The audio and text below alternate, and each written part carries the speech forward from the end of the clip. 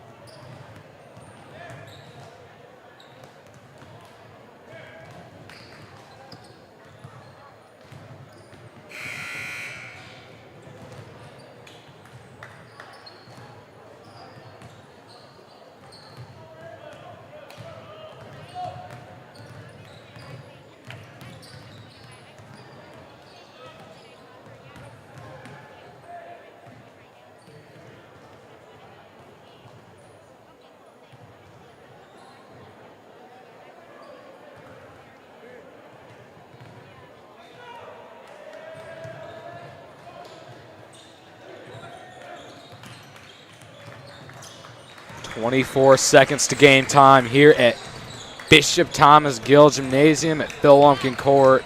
I'm Jack Nolan. I'm Jacob Turla. And we are here ready for Game 3 of this series between the O'Day Fighting Irish and the Lincoln Lynx. Getting ready for the varsity matchup. It is senior night at O'Day High School, 802 Terry Avenue for these seniors. Getting ready to play their last game of high school basketball. I can imagine the nerves and the emotions they're feeling, even though for the Irish, getting ready with a win tonight, that should secure a spot in the Metro playoff for them, which will send them to districts. The four seniors for O'Day: Owen Moriarty, Russell McFarland, Sam Lipscomb, as well as Takeo Staten Sylvester. We are getting ready for lineups here momentarily, but before that, we are going to honor our nation's flag with the Pledge of Allegiance.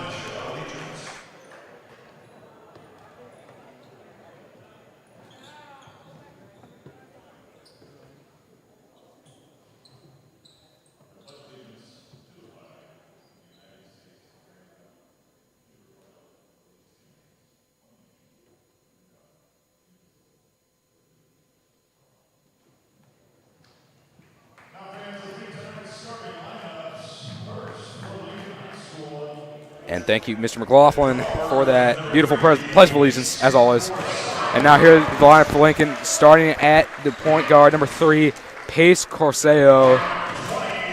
The guard, number 20, he is a captain, James Newberger. At the 3, number 22, Leo Pohl. At guard, number 33, the junior, standing at 6'1", Evan Kelly. And finally at forward, number 35, TJ Armstrong, the 6'6" forward, their tallest big man of the team. Now for the O'Day Fighting Irish, their starting 5 are back tonight without injury. At guard, number 2, the 6'4" junior, Mason Williams. Running the 2 tonight, the senior, number 4, Takeo Stanton Sylvester. At the 3rd guard spot, out at forward, number 13, Miles Clark, running the 4 tonight. At the 3rd guard spot, number 22, Owen Moriarty, the 6'2" senior. And finally, standing at big 6'8", number 33, Russell McFarland, running the post. And the just final senior tonight. Just emotional for these seniors, putting their heart and soul 4 years into this O'Day basketball program. They're going to be moving on, but just emotional. How many years have you been announcing, Jack? This is my 2nd year announcing. I was running the camera before that. I can't imagine what these guys are going through as their final home game at O'Day in the regular season, of course. It looks like they are going to have a possible option to play at home during the playoffs, but we're going to wait and see. This is their last guaranteed spot at home this season. The reason why I asked you that, Jack, was because when it's your last broadcast, it's going to be emotional. And I remember Jason Fridge, he was balling out after his last, just so many tears afterwards. As here come the Irish, first possession of the game. Takeo inside to Clark, back out to Stanton Sylvester. He goes in over to Williams. He drives in now, back out Stanton Sylvester. Clark back to Takeo, inside to Williams. Williams pump fakes. Now he's fouled on the ground, kickballed actually by number 20. That's going to be James Newberger on the kick there. Williams over the top to Takeo. Inside to Williams once again, uncovered. He misses that layup, and it'll be a Lincoln ball here. I like the defense from the Lynx, causing pressure early on the Irish. This team is very good and can get easy buckets, but the Lynx are being smart, causing them to try to shoot it. Here on the outside is Lincoln now. Here's Corseo. Corsello driving in. On the inside is Evan Kelly. That'll be on the floor. That'll be an out of bounds from Kelly. And so it's the Irish going the other way now. Mason Williams taking it up for O'Day. Here's Moriarty. Back to Williams. It's Stanton Sylvester on the far side now. Takeo driving in. It's a 3 from Moriarty. Off the mark. Unable to get that one to fall. And Clark comes up with a rebound despite the close defense from Pohl. And that is going to be a foul as Clark was going up. So he will go to the line to shoot 2 shots here with exactly 7 minutes left in this first quarter of play. Nolan, who is your key player tonight? Who do you see having a big game for our O'Day Fighting Irish? I think definitely it's going to be the big center. I think it's going to be the combo of centers between Miles Goodman and Russell McFarland. That ability to switch, it is always one of them out there at a time on the court, and the fact that they just win in size, the Irish win in size tonight, that is going to be how they win this game. I like that Coach Kerr has taken the strategy of putting 2 big men out there with 6'6" Miles Clark as well as 6'9" Russell McFarland on the floor. I really like that strategy as opposed to the 4-guard system he was running before. I think they're going to be much more effective in running that post-interior game other than just having to kick it out to guards the entire time. That's number 20, James Newberger, with converting the shot there. Tough shot. The good defender, Moriarty, who is one of my key players tonight. Man, he's tough to score, and that was impressive. Here's Williams, far side. Now it's Clark. Clark over to Moriarty. Moriarty trying to drive in, back out to Stanton Sylvester. Euro step, back out to Clark. 4-3. Bang! Comes home with a trifecta. Miles Clark getting points on the outside tonight. O'Day will go up 5-2 here. Crowd is going wild for these seniors. And a turnover by the Irish. And less than 2 minutes in, and the Irish have already established that momentum gain. A little bit of a push there from Lincoln. And so that'll be an O'Day ball. Here come the Irish. It's Mason Williams running the point. Goes inside to Staten Sylvester. Goes up through contact, and he drops it in for his first points on senior night. I like that shot by DeKeo. Lohezi puts it in, puts the Irish up 5. Here at the top is Newberger. He's going to drive in on Moriarty. Great defense from Moriarty and an even better rebound. I don't want to say even better from McFarland. That was incredible defense from Moriarty on the inside. Clark does not go for 3. Neither will Moriarty, and that is going to be a foul on Lincoln, on Newberger, who almost hurdled Moriarty but did not. His foot caught his shoulder, and that's going to be a foul on Newberger. And so it'll be an O'Day ball underneath. Already 3 fouls here for the Lynx. Not what you want early on. Definitely not. Yeah, O'Day's really causing pressure on them on defense and in offense. And a key trait I'm going to be talking about a lot tonight. I've already started to talk about size differential. This is where the Irish most of the time win. Did not come out that way versus Prep. However, they definitely will be winning in the size category tonight. It's checking into the game for the Lynx, number 34. That's Ryan Shingley. So, yeah, something I got to mention. If the Lynx want to win this game, they got to make shots because they might not get these rebounds against these O'Day bigs. They got to score, as O'Day's already taking advantage, up 9-2. Mason Williams with the great fadeaway jumper. Here, driving inside is Corsello. Can't get that one to fall. Rebound by McFarland. Great defense from Clark. Williams going the other way now. Pulls up from 3. No, he won't. He'll kick inside. Tries with a no-look pass to Miles Clark. Won't get that one to fall. That's a Paulo Banchero to Jermaine Davis style no-look pass there. I really hope we see some slams tonight, man. Some slam dunks on senior night. Get this crowd going. I would love to see Russell McFarland MJ-style charity stripe dunk, as here's Staten Sylvester with the steal before he's fouled on the way down court. Another foul in the Lynx. Not a good start. 4 fouls already. Not even halfway through this first quarter of play yet. I will say, if you direct your attention to the footwear of the Irish, the all-gold shoes, new this year. I love them, especially with that. Not as good as with the combination would be. They had their gold jerseys on, but man, I like it with the white jerseys, as that's going to be a charge there. Yeah, I like them too. I believe they're Under Armour, as those branding. Checking into the game for the Irish, number 23, Quincy Linton. For number 13, Miles Clark, and it looks like a timeout is going to be taken by the Lynx of Lincoln High School. And with that, we're going to take a quick break here live on YouTube. We'll be right back.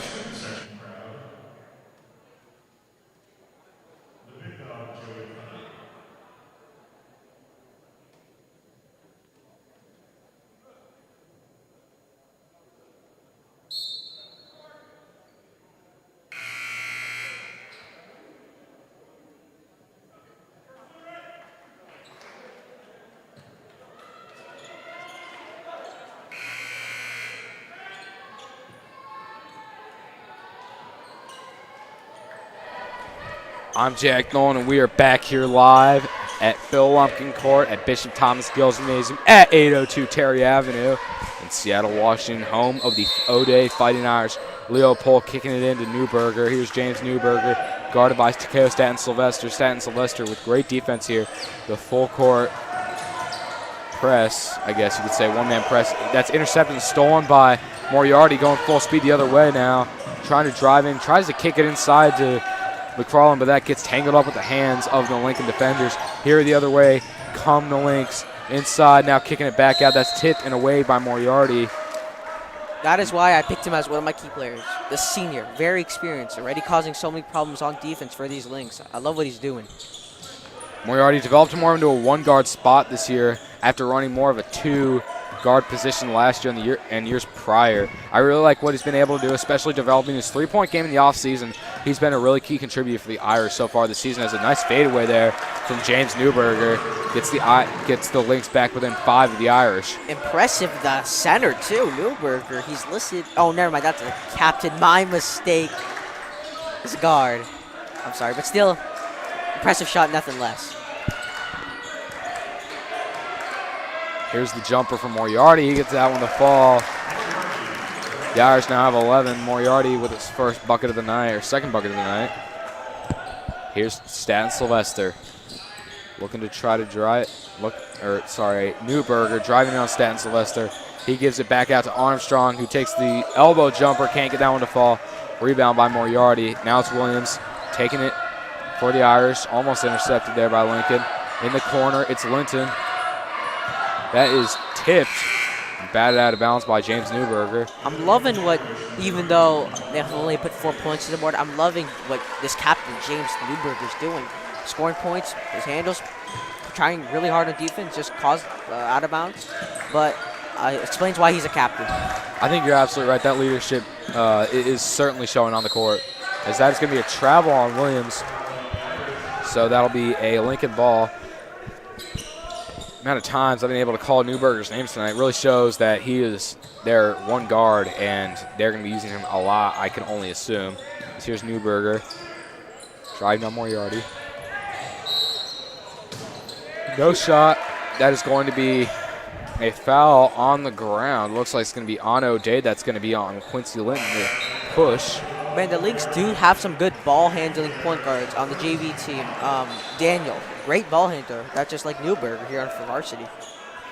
And that will be that'll be McFarland coming out, and Clark checking in. Clark, second time in the game now. Also, I do like Clark running the center as a big man. We know he can, and now he's just proving that he can run that 5 position as opposed to just being a 4. I will say, though, I think the paper is wrong here. T.J. Armstrong looks a lot bigger than 6'6". I think he stands at about 6'7" or 6'8". Just how he stood next to 6'9" Russell McFarland impressed me a lot. I was thinking from the start, 6'6" a little bit on the low side. Maybe 6'6 and a half. I mean, he probably had a little bit of growth spurt. As that long 3 from Williams is just off the mark. Out for 3, it's Linton in the corner. Can't come through. Rebound, Armstrong trying to go coast to coast. Goes inside and misses the pass. Did not touch Williams' hand, so that'll be out of bounds and an O'Day ball. Checking back in for the Irish, number 4, Takeo Staten Sylvester. For number 22, Owen Moriarty. I really think we're going to see a defensive game tonight, to be honest with you. 15 points scored in the first 6 minutes seems high, but when I'm seeing these possessions, this should be a higher scored game. I really think this is going to be a low-scoring defensive game affair. That'll be an official's timeout. Looks like a little bit of a cramp from Williams. Not really want to see at this point. Checking into the game for the Irish, number 14, Antonio Rujo. For number 2, Mason Williams. Looks like that's all it is now is cramps for Williams. It doesn't look like anything too much. Hope to see him back in the game soon. I know he's been a key contributor for the Irish. I know we talk about guys like Mason. We talk about guys like Owen Moriarty as well as Russell McFarland a lot, and Takeo Staten Sylvester. We don't talk about Mason Williams as much as that was an incredible shot from Miles Clark there. But Mason Williams, he is such a phenomenal one guard, staying at 6'4". You know he's going to be playing at the Division I level when he gets there. He already has, I believe, 2 or 3 offers to this point, and he's such an effective scorer at all 3 levels. That's Noel Davis, another guy I'd love to talk about tonight. He's another one of these guards that can score with such ease. As slowing it down is going to be Davis. He's going to get to Linton now. Arujo at the top. Over to Staten Sylvester trying to drive in. Over the taller defenders and gets it through. Guarded by 6'7", TJ, 6'6", supposedly. TJ Armstrong and another turnover. It's the Irish on the inside. Clark with a nice move around TJ Armstrong, and it is the Irish rolling this one 19-6 here with 1:15 left. I'm Jack Nolan. I'm Jacob Turtle. The Irish are just causing problems. And, yeah. And my apologies. We are not going to take a quick break. That is going to be going back to your take on Mason Williams and Anton Arujo, yes, we are losing key players, McFarland, Majority, but we're those players. I think they are very good, and I think our basketball program is in good hands for the future. And a great steal by Noel Davis, another youngin who's going to be good for the Irish in the future. I think they got a little caught up there and being too much like the Harlem Globetrotters. And just forgot how to play. Good, solid, slow it down basketball. Still love the Globetrotters, though. Love the Globetrotters. And I'd love to see some great alley-oops or whatever we can get tonight. Rebound from Clark on the missed three from Lincoln. Lincoln has not been effective from long range tonight. They have not connected from deep so far yet. Only has 6 points. All 6 have come from the inside, and that is Arujo getting fouled on the way up. So he will go to the line to shoot 2 here.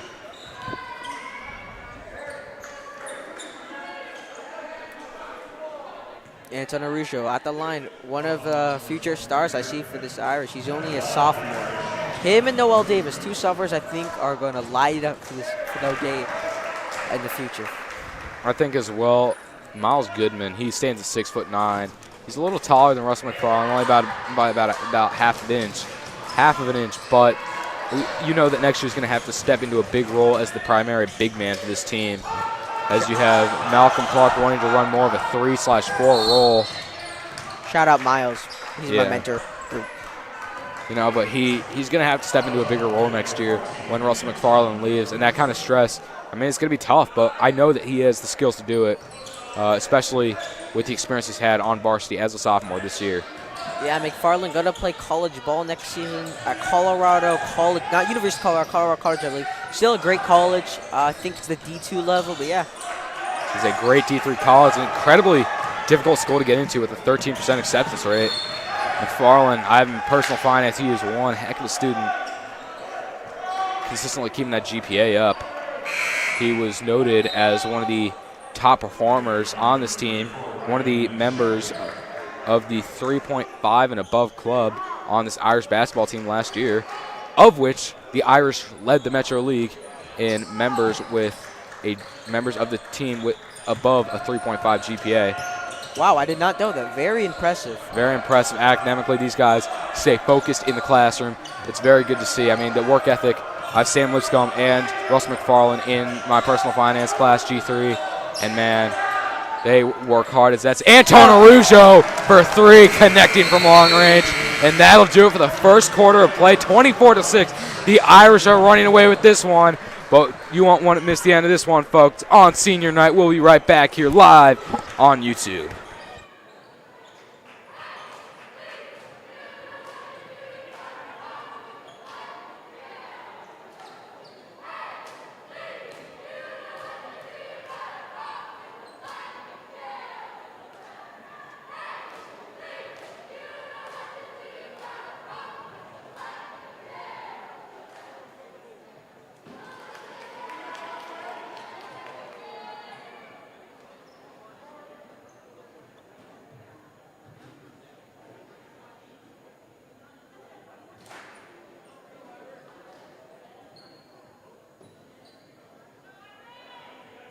We are back here live on YouTube. Russell McFarland, 4.0 GPA. Insane. Very impressive student, as are all of these Irishmen of O'Day. It's a basketball team. Making sure stay healthy in the classroom so they can get their playing time. I know that's some great motivation there. Something I love about O'Day. Academically and athletically, historically great. Here for the Lynx. It's going to be Pohl checking this one in now. Oh. He will kick it into Newberger. Newberger really impressed, even though Lynx find him down in a huge hole. I still love what he's capable of doing. Great handles, great defense, and he can make a shot for himself. Here's Newberger once again trying to drive on Staten Sylvester, and he puts it up. Can't get that one to fall, but he's going to go to the line to shoot 2 here as Staten Sylvester was called for the foul. Right as I said that, he almost got the N1, but still getting 2 shots at the line. He is my key player for these Lincoln Lynx. I will say, though, he does a good enough job he gets close enough to the rack where he can put up a good shot and kind of convince the refs that he should have that foul. Very well selling it. Sadly, he is a senior, so the Lynx won't have Newberger next year.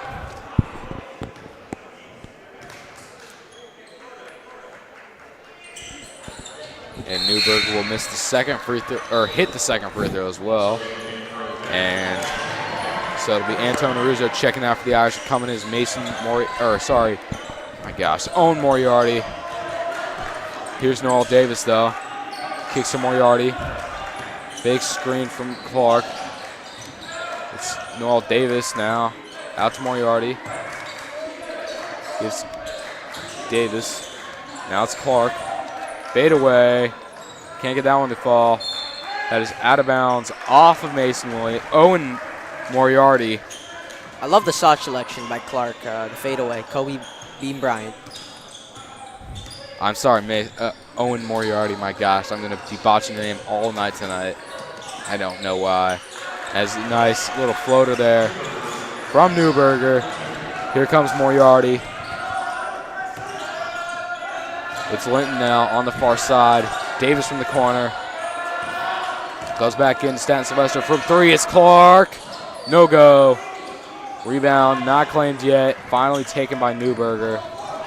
Something funny to mention, Miles Clark, there's 2 Miles on the team and 2 guys with the last name Clark on the Irish. Something kind of convenient I just wanted to mention and unique. Not too convenient for us, as I think I mentioned this a million times, and this is the millionth and first time I'll mention it. As it's Staten Sylvester for 3, you can't get that one to fall. But Coach Kerr's put Miles and Malcolm Clark 1 jersey number apart. They stand at the same height, even though they are great apart and have, very similar styles of play as well as builds. Both standing about at 6'6". It is incredibly difficult to tell them apart, and time again I've gotten them confused. However, it is Miles Clark on the floor right now. Here's Newberger trying to drive on Moriarty. He's going to drive in, tries with a step back. Unable to. No shot. That is going to be a shot.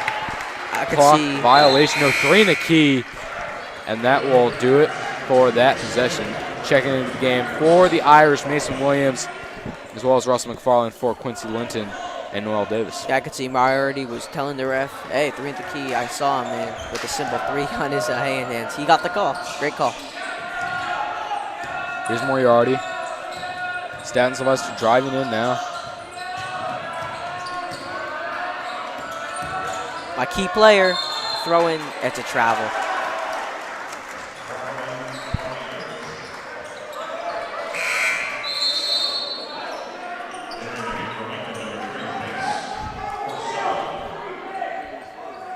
Checking into the game for Lincoln. Looks like that's going to be number 3, Pace Corsello.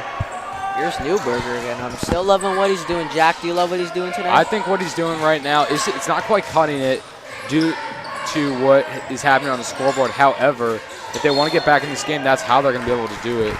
As an illegal screen is called on Corsello. Checking into the game for Lincoln, number 33. It looks like that's going to be Evan Kelly. Williams taking up the court for O'Day. In the corner. It's McFarland. Now it's Moriarty on the far side. McFarland goes down low to Williams. And Williams goes to the up and under move and gets it in for 2. That was sweet. Oh, that was sweet like ketchup with fries. Man, that move by Williams. Special. Here's Newberger trying to find a lane on Williams. Posts up for a 3. Can't get that one to fall. And it's Moriarty going the other way now. Moriarty will he go coast to coast? No, he won't. In the corner, 4-3. It's Williams, and just off the mark, off the back iron there. Clark with the rebound. McFarland. With the rebound. McFarland trying to go up and to put it down, but cannot. But he'll be fouled on the way up, and will go to the line to shoot 2 here. Going back to that Williams shot, man, that lay-in, I like that move. I will say this quarter has been much less point heavy as opposed to the first quarter. Already down to 4:44 to go. 4:43 to go, my apologies, in this first in this first half of play. Farley. Free throw is just off. Rebound from Clark, though. He kicks out to Moriarty. Takeo Stanton Sylvester for three! He comes home from long range tonight. The senior hitting that three, making the crowd go nuts. Don't even think about leaving any of these Irishmen out wide open. I mean, that is, you're asking for it at that point. Here's Leo Pohl. Moriarty, the key player. Moriarty taking it back now.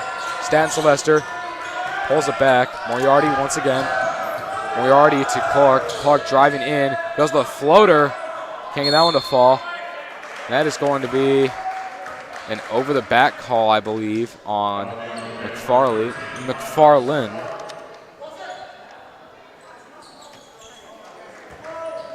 Newberger, my other key player. I'm still liking what he's doing. He hasn't done much in the past few minutes, but maybe can find a shot.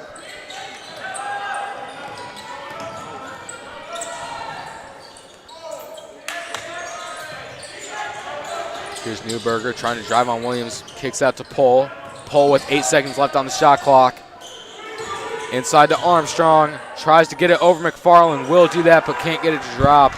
Mason Williams going the other way now. Moriarty decides not to pull it from three, and he will get in to shoot 1-1. Those fouls are starting to catch up to Lincoln. They are now, O'Day's now in the bonus, and getting ready to check in for the Irish. Number 5, Brendan Murphy. For number 13, Miles Clark. Now, Even though the miss from the Lynx last position, I still like that find by Newberger. Great find. that one won't fall. So going the other way now are the Lynx. That's a three from Pohl. Can't get that one to fall. Rebound. Brendan Murphy. He gives it to Williams. Take it up now. It's Moriarty at the point. Williams giving some room. He pulls up with a jumper. Can't get that one to fall. Rebound from McFarland, though, and he's fouled on the way up as his arm couldn't get 3 inches above his shoulder trying to get up there. McFarland been great tonight, great with the rebounds and great with his free throws. Let's see if he can continue that here with these two coming up. And will he hit the first one? He will. What's your take on Russ McFarland's playing tonight, Jack? I mean, he's been playing well so far. He had an off game versus Prep. However, tonight he's been making his way back into what he's been doing for the rest of the season. He's been incredible in the post and the dominant force rebounding tonight.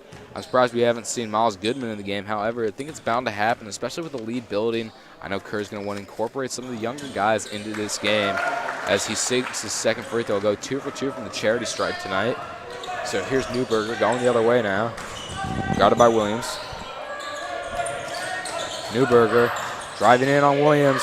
Can't get that one to fall. Rebound from Moriarty there. Unlucky roll off the rim. That's a nice pass inside to McFarland, who puts it in for 2 more. Russell McFarland with a nice little read from Moriarty, but an even nicer pass from Moriarty as a fadeaway jumper from Newberger. What a shot there. Wow, that made me look good. My two key players, McFarland and Moriarty, have a little connection, and the Newberger hits a jumper right back. Moriarty on the inside now. He is not able to connect on that layup there. I think he misplaced where he was inside the key. Threw him off a little bit now. Williams with the steal. He goes the other way now. 4-on-3 fast break. Going inside is Williams. Can't get that one to fall. And that is going to be a foul on Brendan Murphy, the junior 6'1" safety, strong safety. And so going to the line to shoot 1-on-1 here is James Newberger. Mr. Brown just talking to the ref. Shout out M3 math teacher, Mr. Brown.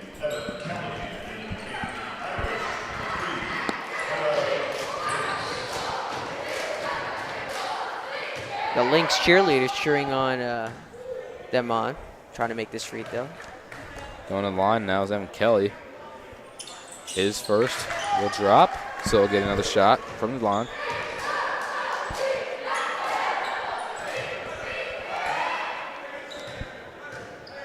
cheerleaders doing some special movement with their hands, helping him make the free throws, but he misses that one.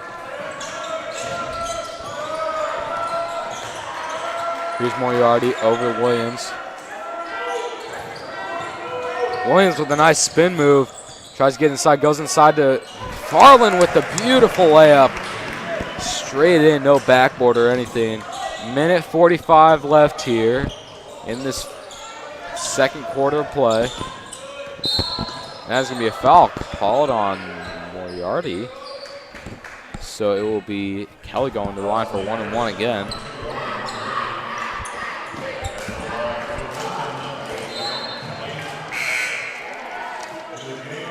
Jared Pitt, as well as Ryan Shingley. I like what Kelly's been doing tonight, such as Newberger with Kelly. I think he's 3 for 4 for free throws, 2 from 3. I think he's only missed 1. Let's see if that continues. That free throw will not drop. Jinx him, Jacob. That was your fault. That was entirely your fault. And actually, I can't say that as a fault for O'Day. Williams loses it. He does not recover. Yes, no, maybe.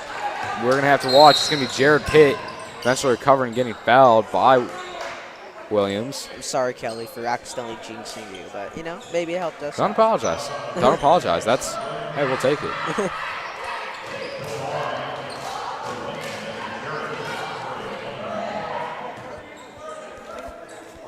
Shooting from the line. I think this is his. I think he just got subbed. Can't read the number who just missed. That was Jared Pitts with the miss for the Lynx. Here's Takeo Staten Sylvester over to Brennan Murphy. B. Murph back to Takeo. It's Davis. Goes over the top to Murphy. Back to Davis for 3 from the corner. Bangs home with the trifecta. Earl Davis having one heck of a game, but I believe 8 points. Wow, this kid is special. Here's James Newberger. I'm telling you, this brother is special. He's a bad man, James Newberger. Here's Davis over to Staten Sylvester. Here's Murphy now over to Davis in the corner. Looks like he just stepped out of bounds. So that'll be an O'Day, or that'll be a Lincoln ball. Antonio Rougeau checking into the game for Brendan Murphy. Brennan B. Murphy. No. James Newberger, guarded by Mason Williams.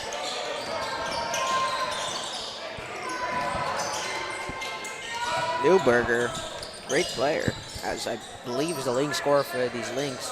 Without him, man, they would be, I think it's single digits still. So here's 24, the lefty. Whoa! Little nice shot. That was, there's no 24. We do not know his name. But 24, what a shot. Little fadeaway, the lefty. Reminds me a little bit of James Harden. The 3, Noel Davis can't get it. And that is the end of the second quarter. We're heading to halftime. Jack Nolan, what do you have to say? I mean, the scoreboard really says it all at this point. The Irish have been dominating this game. However, I know that Lincoln is not going to count themselves out of it. We're going to be right back here live on YouTube at the start of the third quarter. Make sure not to miss the end of this one. Live from Philadelphia Court.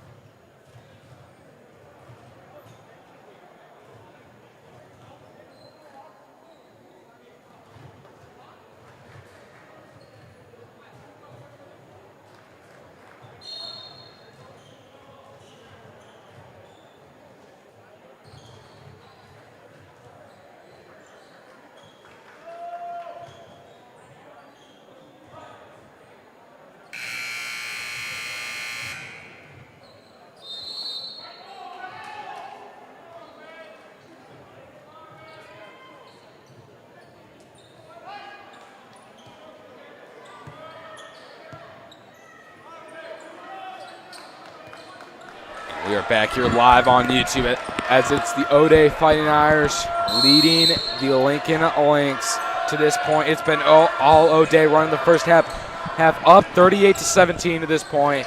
Beginning this third quarter of play. Staten Sylvester with a wide open shot off the mark there, but the rebound from McFarland dishes to Moriarty, and that will be good for 2 here, getting O'Day's total of 40.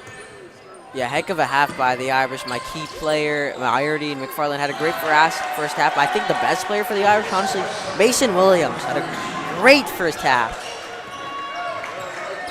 Off the 3 from Pace Corsello. Here come the Irish the other way. That is going to be tipped. And Staten Sylvester. Newberger, my key player. Wow, another lay-in. And just like that, it's an 18-point game. Could they make a comeback? Possibly, you never know. There's a whole other half to play. However, the Irish have dominated so far physically. And if Lincoln cannot make up for that, then they're not going to be able to dominate tonight with a 3 from Moriarty just off the mark. Bad bounce there. I think that was truly it. Lincoln, that accuracy was just on point. If Lincoln can somehow gain the momentum, I could see a 6-point game, 8-point game. I don't know, but you never know. And that and one could have been clutch, but he'll still go to the line.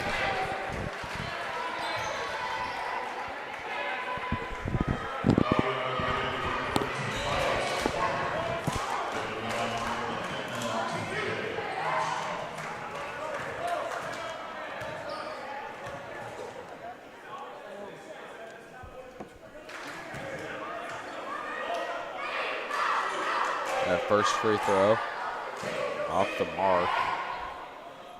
Shooting this free throw is Kelly, I believe. Yep, Brian Kelly. That's going to be TJ Armstrong shooting this free throw. Oh. His second is good. My mistake. I misread that. Quincy Linton checking in for Miles Clark. Those two have been subbing in all night. All night long. Her's been messing with the 4-guard versus 3-guard set. I like this ball movement by the Irish. Here's Linton. He's going to give it to Williams. Now it's Williams in the corner. He hits the nice baseline J. Not the easiest of shots. No backboard to help you out. It is just pure shooting ability at that point. The stroke, I knew it was going the way he shot it. Bang, swish. Nothing but net. And it is good. Is that? I believe it's, no, it's not Newberger. It's Corsello.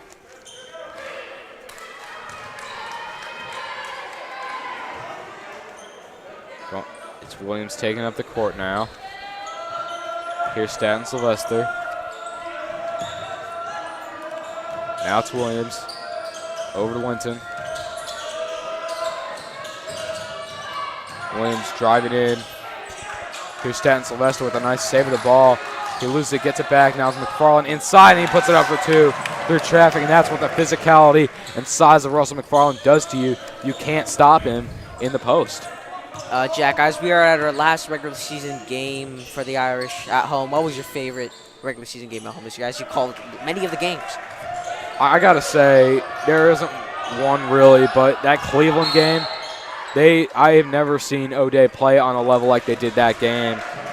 Just purely an incredible plethora of scoring options all around, and everyone really clicking on all levels. But I also have to say that first game out at Chief Sealth, I was able to be in attendance. Same here. I was there in the student section going wild. And I got to say, that was an incredible game. I mean, Russell McFarland connecting from long range. Oh, Moriarty connecting from long range. Everyone really just clicking on all levels. That was a great one to see as well, but I don't think there's really just one that you could do. I agree with you there. I think that, okay, even though they lost this game, I love that game against Eastside. They played one heck of a game. They lost by barely. They had a lot of memorable shots in the game, like Owen Moriarty's almost full court shot at the end of the quarter. I think that matchup versus Eastside, I know they're going to meet each other later on, just like they'll meet Prep, just like they'll meet Garfield. I'm excited to see this Rainier Beach game that they're going to play, their last regular season game of the year. But I know they're going to meet these teams later on in the playoffs. I'm excited to see how they go round 2. I know that the Irish were down a few big men against Garfield, which played a big impact in that blowout loss. However, you're also going to see those games, that game against Prep, if they are able to play at full strength. I know they just generally had an off night against the Panthers, but also they were not really playing their full potential against Eastside Catholic. I feel there are some areas that they could have just capitalized on and they didn't, and Eastside was capitalizing on their mistakes. And that is going to be a travel on Mason Williams. I got to agree with you on that take. On the east side, they contained him, but the 4-star, Jake Kofi, very good. And Garfield's #1 player of the state of 2022, Corn Johnson, committed to UW. Excited for that. And no charge call. Williams trying to get it. That's going to be out of bounds. TJ Armstrong stepping on the baseline now. So it'll be O'Day ball going the other way here. Williams passing it to Kale Staten Sylvester. Now over to Moriarty. Here's McFarland. Now it's Moriarty going back up top. Here's Linton. Over to McFarland. Now it's Williams.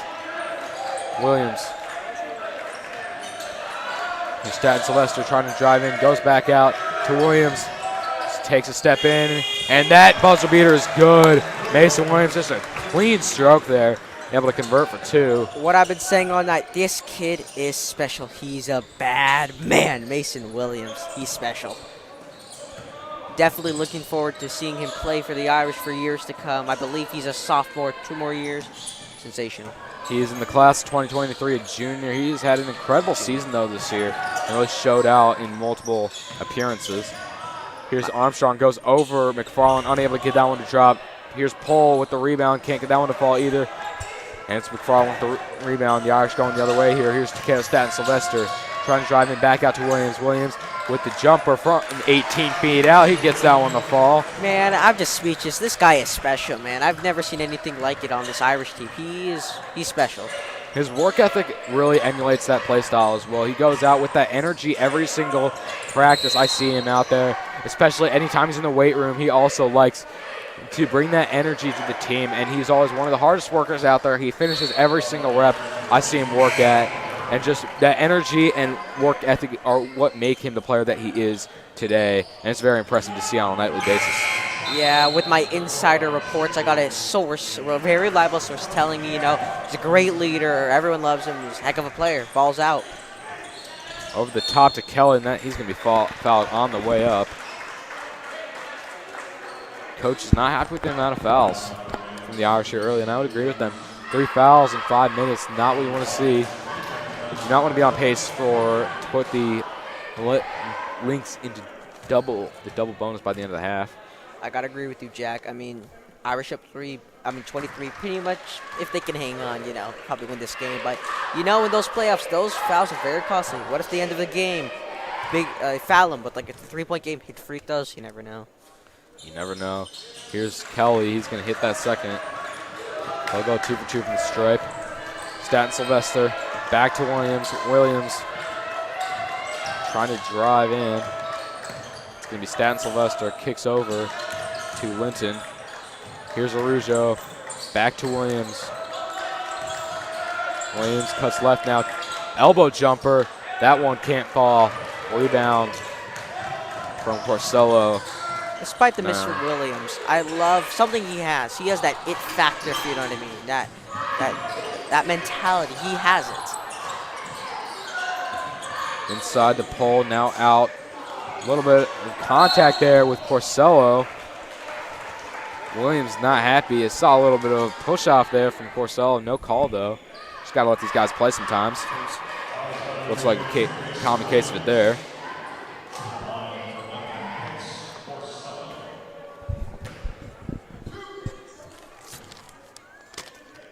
Here's the first shot for Porcello for the Lynx. It hits it. And it's going to be Noel Davis checking in for Mason Williams. And Miles Clark checking in for Russell McFarland. Group substitution here for the Irish. No subs for Lincoln. Porcello again. That shot will fall. Haven't seen Newberger, my favorite player from the Lynx, but maybe they're resting him. Here's Davis. Over to Staten Sylvester. Driving in with a little bit of a nice step. Putting some sauce on and getting the N1. I love Sylvester too, man. This team is loaded. I feel like people, after some big losses against Eastside, Garfield, Prep, people are underestimating this Irish team. They're going to be I feel like they're going to be a dark horse in the tournament. I feel like they have a chance to go pretty dang far. I will say, right now it's looking like the favorites. These are one of the 6 favorites for these 16 teams in the state tournament. O'Day, Garfield, West Seattle, Rainier Beach, Eastside Catholic, and Seattle Prep. Those are the 6 favorites right now in the Metro League. All 6 of those could easily go to state. I wouldn't be surprised to see them down at the Dome again this year. Agree. They could make it 3 straight. Obviously, with last year, no state because of COVID. There's only Metro, but 2 straight years they beat Mount Spokane, I believe, with Bancaro, and a nice finish by Sylvester. And then they unfortunately lost to Garfield 2020. But yeah, they could win it. I feel like they have it in them. So talking about state in the Tacoma Dome, Jacob, do you have any?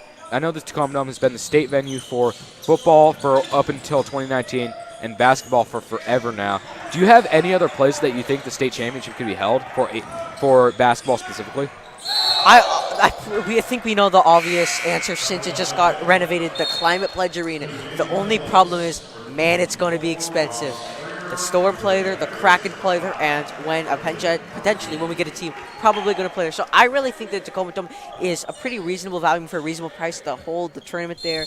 It's Tacoma is not too far, and the Sonics did play there for a year. It has a pretty good capacity. So that's just my take on it. What about you, Jack? I think that Climate Pledge Arena would be a great spot for the state championship. Unfortunately, the only place though that can hold 2 games going on at once with the men's on one side and the women's on the other side for the state brackets is the Tacoma Dome. However, if they were able to maneuver around that and possibly have possibly two different like venues, March Madness? Possibly, yeah. I could imagine something like that happening. I think Climate Pledge Arena would be a great spot. But also possibly, up north in Everett, it is Angel the Winds Arena. That is another great spot. Storm played there for a season when Climate Pledge was getting rid of it. But I do believe that the Tacoma Dome is probably the best one because it's affordable and it has a large capacity when those other stadiums only have like 2,000. So I like the Tacoma Dome. It's a pretty cool venue. I'm sad football moved out, but it's cool where they moved to the new outdoor location. Now football, on the other hand, moved from the Tacoma Dome to Spark Stadium. I don't know whether there's talk of it being looked at as, and that is Anton Arujo for 3, interrupting me mid-sentence and making that up to almost now 30-point game, almost again. Well, maybe But you look at football, moved from the Tacoma Dome in 2019 to Spark Stadium.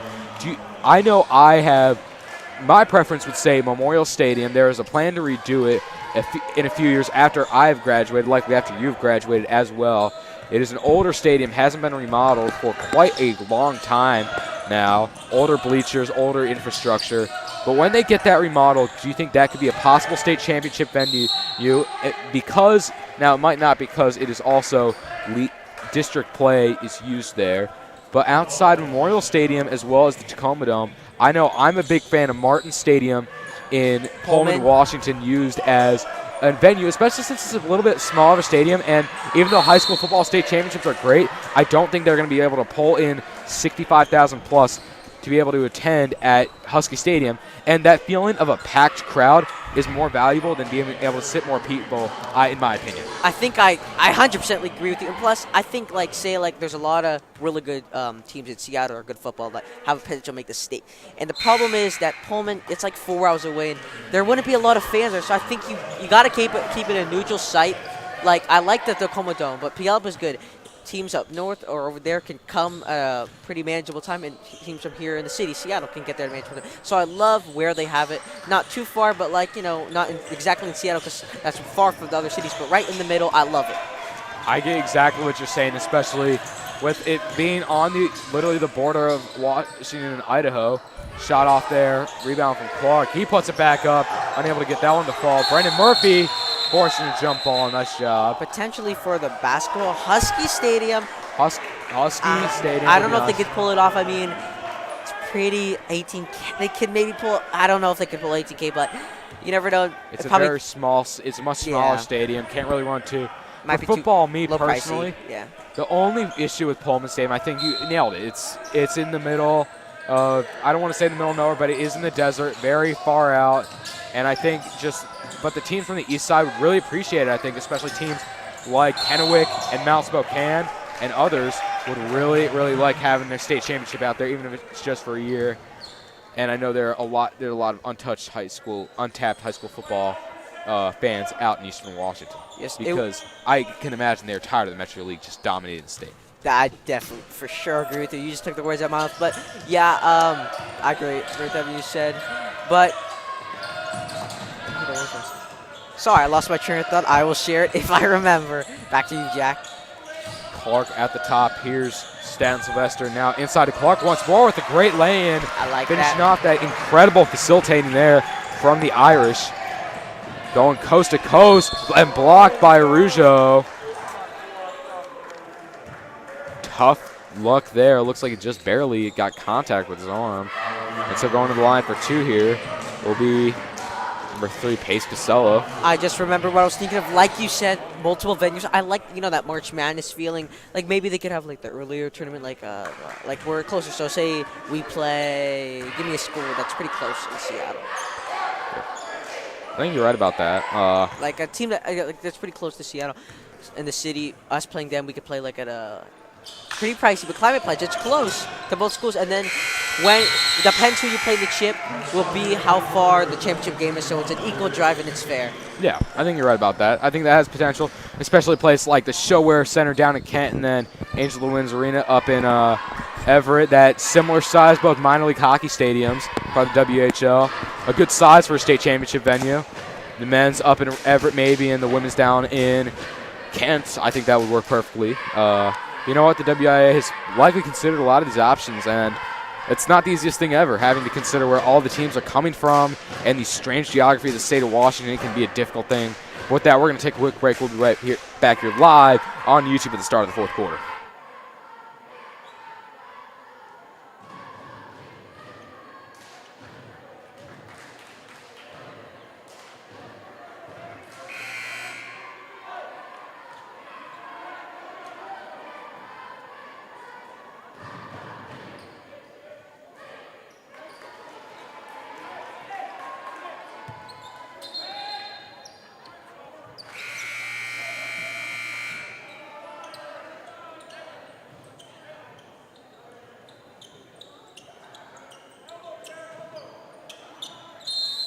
We're back. Speaking of stadiums, Jack, like we were just talking about, what do you feel about where Super Bowl is this year? It's pretty cool, pretty Hollywood. All the stars are going there, and even the Rams are playing there at SoFi Stadium in Los Angeles. First time Super Bowl's been in LA quite a while because the Rams were gone for a bit. What's your take on the Super Bowl? I think that next year, I think it's a great piece, as that's Noel Davis connecting from long range. But I think it's a great place this year, especially newly remodeled stadium. But I think next year they should definitely, or soon at least, have it in Las Vegas, Nevada, who just got a team with the Raiders. Yes. Great block from Clark. They got a new team. They got a great new stadium. I personally think that's my favorite stadium in the NFL, even though Lumen's great. But I'd love to see that new indoor stadium be put to use. But another stadium I want to talk about is the U.S. Bank Stadium in Minnesota. Yes, yeah. They had a Super Bowl there a few years ago. They did have a few more, and I think that's the best stadium in the NFL without a doubt. One of the coolest architectural stadiums in the NFL without a doubt. And I know a lot of people like it, and I think they could easily do something with it there. But something I've also thought about is possibly just a neutral site every year where they have the Super Bowl. Kind of like how they're doing the Pro Bowl now in Hawaii, I think. I think it was in Vegas last year. In Vegas, yeah, they stopped in Hawaii. But I think that kind of idea, it could work, especially if they have it being a city without a team like St. Louis. Yes, I agree with you. I think about Hawaii, it's just kind of far away. Pretty expensive tickets. So I don't know if fans would consider, like LA, it's pretty expensive, but you could probably fly into San Diego. Yeah. And drive into LA. Exactly. I'm trying to think of like any place that doesn't have a team that's fairly accessible, fairly fairly neutral in the geography of the United States. I'm sorry, I'm not being able to pronounce words right now for some reason. Gosh. Anyway, I think just St. Louis might work, or maybe using a bigger college stadium, possibly. There's something to think about, though, in future Super Bowl options. Yep. That shot, great defense from Clark there on the way up. Here comes Moriarty the other way. We're getting off topic a little bit, but we're up 28. But we'll focus on the game. But also, a thing I want to talk about. So, we're talking about stadiums, right? Neutral sites. Something about locations I hear about this. So, when NFL's probably going to expand it at one point. Probably not soon, but it's going to happen at least in the next 30 years. It's going to happen at some point. The NBA is going to expand. Probably Seattle is going to get a team. But for the NFL, you believe it's going to expand, correct? At some I don't point. think the NFL is going to expand anymore because I think that 32 team mark, I think that's where every sports city is going to, or every sports league is going to end at 32 teams. I don't think the MLB will expand, but I think it's happening. I know Adam Silver's a huge proponent of it in the NBA. I think it's going to happen. I think it's going to happen in the NBA first out of any team, and possibly in the NHL after that. But I think when that expansion happens, I think Seattle is going to be – Adam Silver has talked about it time and time again, especially with Kevin Garnett.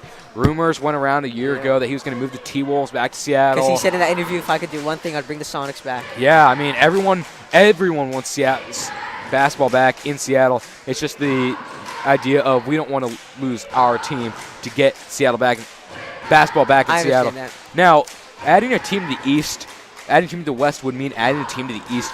I have two favorites. I have Vegas. I would actually say it would be St. Louis or Pittsburgh. Pittsburgh is a huge sports city. They love their Steelers. They love their oh my gosh, what's their hockey team's name? The Penguins. The Penguins, of course. Gosh, how did I forget that? I mean, they love their sports there, and I think they'd be a great market for an NBA team. St. Louis, another huge city. They love their sports. They've been losing them constantly. Only have the Blues and the Cardinals anymore. I think that'd be another great spot for an NBA team. But in the West, Las Vegas possibly as well, especially if you want to move a team like New Orleans over to the East. I would give it to Vegas. I get probably Pittsburgh and, like you said, St. Louis, bigger sports fans, because Vegas, it's kind of a party city. I would give it to Vegas, though. Probably a bigger revenue for the NBA. It's a bigger market. And I would just say I think Vegas fans fall in love because, let's be real, the Raiders just got there, so they pretty much not have a fresh of a sports team. Besides, like NHL, they haven't had a sport. 10 years ago, they didn't have one. So I got to give it to Las Vegas and Seattle, obviously. But for the NFL, if they were ever to expand or relocate a team, this is where my question was going. Do you think they should go internationally, like the NBA or MLB? They have it Toronto? It depends. It depends on if there is a. It totally depends whether you see the CFL and the XFL different rules, emerging. yeah. Specifically the CFL. It depends if that interferes with that, and if it does, then you can't really. But if Toronto kind of steps away, I think Toronto would be the first team. No question. Toronto's a great market. Samuel Vancouver possibly kind of representing the East and the West sides of Canada, but. You got to think about how Seattle already has a team, and just other possibilities like that. As checking in for the Irish, Sam Lipscomb, Owen Moriarty, Mason Williams, Kale Stanton, Sylvester, and Russell McFarland. All the seniors are in to finish out these 5 minutes of their high school basketball career at Phil Lumpkin Court. I can see the student section is hyped for the seniors to be in. Going back to that, we're talking about locations of new professional sports franchises. Do you think, so going back to NBA expansion, that the Vancouver Grizzlies, as they were at team for 5 years, should the Vancouver deserve a team back? Because they lost their Grizzlies, but it wasn't as heartfelt like the Sonics. The Sonics were here for over 40 years. I think the Sonics is the most heartbreaking relocation ever. Over here for 40 years, had a championship, had legends. They had so many. I had a lot of Hall of Famers, good amount, and they just stole it from him. And the problem was, most locations is because there's no support. There was plenty of support. It's just that the city didn't want to pay for a new arena. So I'm thinking Sonics obviously deserve a team. But does Vancouver deserve a team? I mean, they held it for 5 years, but do you think they deserve a team? It's the question of, you already have a team in Seattle and Portland. Do we need another team in the Pacific Northwest? And in Toronto. I don't see any issue with it, but I don't think there's going to be the demand for it immediately. I think they're deserving, but there's like Pittsburgh, St. Louis.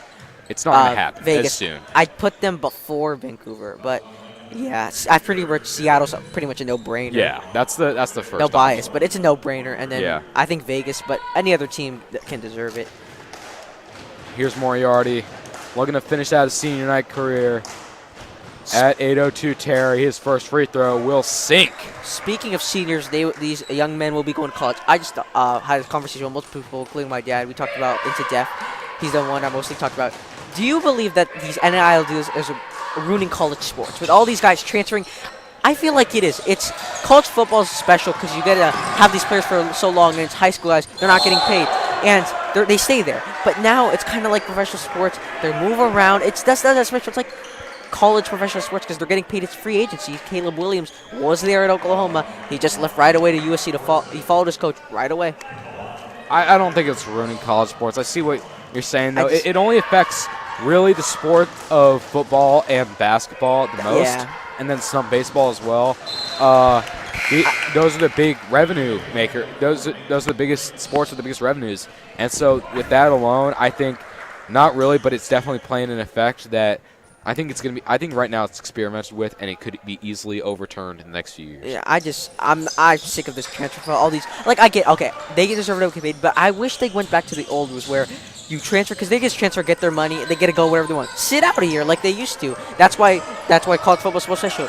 You had to stay because or else you would have had to sit out a whole year, which some kids say it's worth the wait.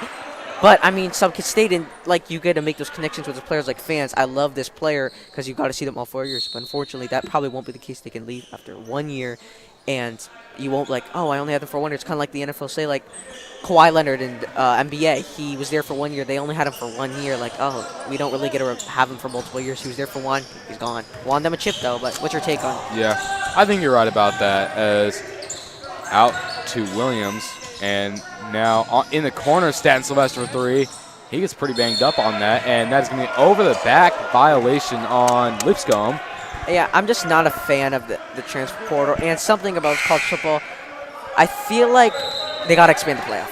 They got to expand the playoff because 4 teams is not enough. I think this is as we're on a timeout or a substitution, but do you agree with this format? I think the Power 5, so, but Big 12's about to die, so maybe eventually it's going to be the Power 4, but I'll just say Power 5 for now since it's still together. It's going to be Big 12, Big 10, and SEC, ACC, Pac-12. The 5 conferences would win it.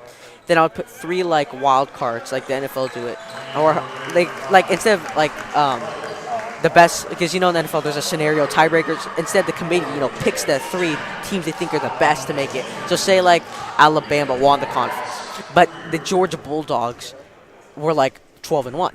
You got to put them as a wild card. Do you agree with that? And then like the home games would be at the conference winners, and it'd be like then you put like the semifinals at like the Rose Bowl or like the Orange Bowl, and then make the national championship just the national championship game like they always at a neutral site. What's your take? I think they should just. I think how it's working now, where you have not necessarily the amount of teams, but where you have the best 4 teams. I like it, but I think there's a lot of opportunity for new opportunity there, as a lot of people have expressed interest in changing it up now. Here's Sam Lipscomb driving to the can, trying to get it out now, and that's going to be 3 in the key on Sam Lipscomb. They are calling that one tight. Like for example, I think Georgia probably, even if more teams got it, they would have won the Natty anyway. But I feel like you can't really win a national title playing 2 games in the playoffs. Like you'll beat a top 4 team, then you just win the national championship. I just feel Brendan like Murphy going to the rim through the foul and can't get it to go. That was a tough shot. You're going to the line, but I just feel like you got to have 8 teams. Like there's some teams that got snubbed, like 2018. I remember because I went to that game, Rose Bowl. Huskies played Ohio State. I was hoping they'd make it, so we played Michigan easier and rival. Anyways, Ohio State, I guarantee you, I think they're better than Oklahoma, but Oklahoma made it, and they got absolutely annihilated by Alabama. So I think you got to include more teams so you don't be like, I feel bad I snubbed this team. You got to include more teams so it's a fair and shot. This is the national champion. Do you agree with that take? I think so. I think that's fair enough. Murphy. Second free throw from Murphy, just off the mark. Going the other way is Lincoln now, trying to get back into this one. Not having much success, though. Down 33 here. Late. O'Day trying to just put this one away immediately here now. That's going to be a push on Shannon. So going to the line for 2 is going to be Lincoln. These refs are calling these calls tight and not letting any fouls get away with. So it'll be Nate Gervais going to the line.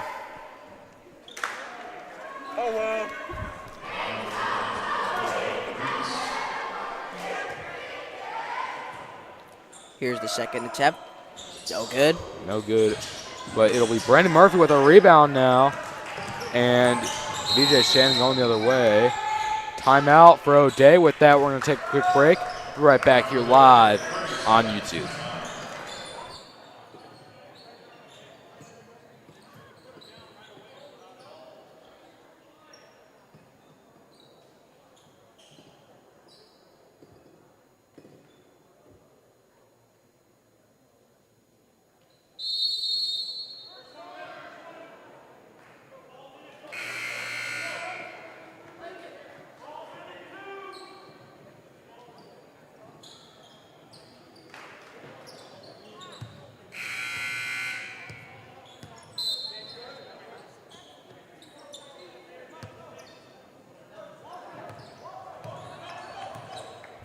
We're back here live on YouTube as it's BJ Shannon over to Murphy. Now it's Lipscomb. I believe all the seniors have played their final minutes as Majority, Sylvester, Lipscomb, and Russ. They're all not in the game right now, I believe. Those were their last minutes of regular season ever in their O'Day career history here at Phil Lumpkin Court. They still have another game against Rainier Beach. I believe that's Friday, rescheduled after it being canceled earlier on this year due to COVID. Who's your O'Day player of the game? I don't think give it to one. I think these seniors are playing their hearts out last. Agree with last you. Game here at 8:02 Terry. It's got to be tough for them. Being able to play through that emotion is something else. Shout out to all four seniors: Sam Lipscomb, Owen Moriarty, Russ McFarland, and Takeo Stan Sylvester. Nice shot by Clark. Shot by Malcolm Clark, representing that 205 mentor group, intercepted by Lipscomb. He's still in the game. Don't forget about him. Never count him out. Here's Murphy driving inside, goes out to Lipscomb. Lipscomb double teamed. Out to Shannon. Now it's Murphy. Goes back into Clark. Clark goes around his defender, goes up with it and puts it in. Malcolm Clark, once again representing the Mr. Moore 205 mentor group, intercepted by Lipscomb. He's going to go back with it on the floater. Can't get his drop. Just off the mark there. That could have been Lipscomb's last shot ever here at Phil Lumpkin Court in the regular season. And that pass was just a little misfire there. It's all right. Just real quick, I want to give a shout out to the seniors. Thank you for doing this for our great basketball career. Man, you guys have put your heart and soul into this program. Just want to say thank you and roll Irish. Here's BJ Shannon at the Phil. Now cuts down off of Lincoln, and that's going to be out of bounds. It looks like it hit two Lincoln defenders there before going out. With a minute 57 seconds left. It is going to be the Irish with the ball underneath here. Brennan Murphy will kick it in to Lipscomb. Lipscomb for three. Just off the mark. And you can see the bench really wanting Lipscomb to get that last shot because it's his last game. 0-0 hits it, though. Coming back are the Irish now. I can see the hunger with Lipscomb looking for a bucket here. Can he get it? Lipscomb on the near side. Out to Murphy. Now Shannon. Here's Clark underneath. That shot is blocked. Jared Pitt's going to recover it now. Minute 25. It's going to be Pitt. He will kick out now. Step back three. And wow. Singing that is Gervais. I love this energy from the Lynx. Even though they're down bad, they're still, excited for that three-pointer. This three-pointer just came a little too late here. Yep. Lipscomb. Here's Lipscomb driving in. Out to Murphy for three. Unable to get that one to fall. Just off the back rim. He gets his own rebound. Can't get that one to fall, but Clark will get that rebound. And it's going to be tipped, not quite out of bounds. Can Lipscomb get his shot here? Lipscomb will have that one. Now, Lipscomb getting inside, goes with the runner. Floater, hits it on his senior night. Samuel Lipscomb. The crowd went nuts. Definitely a fan favorite. Here driving in now is Henriksen, unable to get that one to go. Up the court now, misfires, and that'll be out of bounds. We have 20 seconds left. As it was a great night, Jack. I had fun announcing this game with you. I think this was an incredible night for the Irish. They really came forward, and after a tough loss from I think they bounced back tonight and showed what they were really about, especially on their senior night. As it shot made somehow by Henriksen, and that will do it. As the Irish come away victorious against the Lincoln Lynx. Special thank you from the O'Day Digital Media Club with Finn Green on the camera, Griffin Wicks helping out, Ethan Huffam on the computer with Angelo Rosso. I'm Jack Nolan. I'm Jacob Turla. This has been a production from your O'Day Digital Media Club. Hope you folks have a great night, and as always, roll Irish.